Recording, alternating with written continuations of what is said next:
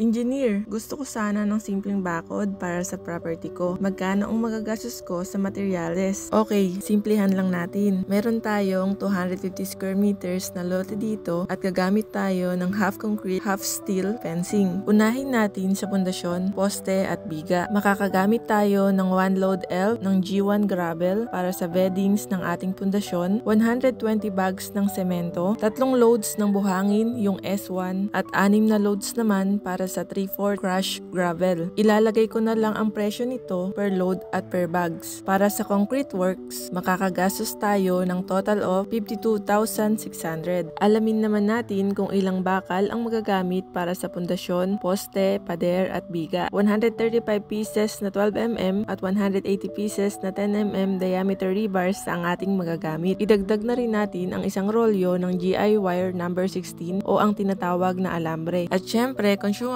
tulad ng cutting disc. Para sa materyales ng rebar works, makakagastos tayo ng 55,125. Dumako naman tayo sa formworks kung saan ating aalamin ang dami na magagamit natin para sa pagpuporma ng ating poste at biga. Dito ay kakailanganin natin ng 7 pieces ordinary plywood, 60 pieces coco lumber at syempre consumables tulad ng common nails, lagare at iba pa. Para dito, makakagastos tayo ng 13,860.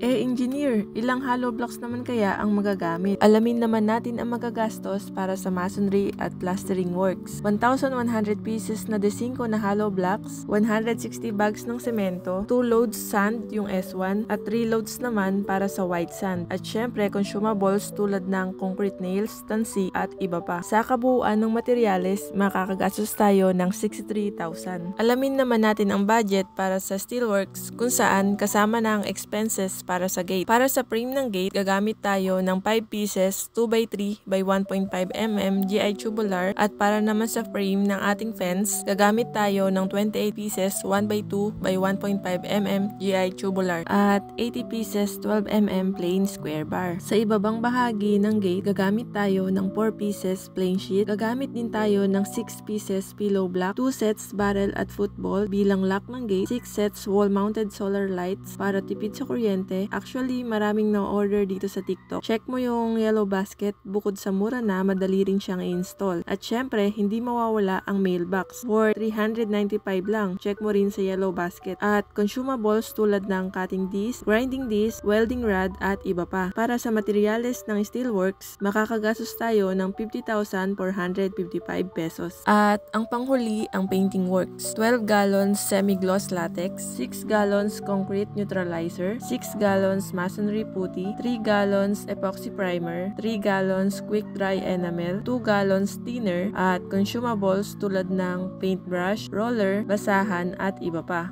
Para sa painting works, makakagastos tayo ng 23,970. Narito ang breakdown na magagastos sa materyales mula concrete works hanggang painting works.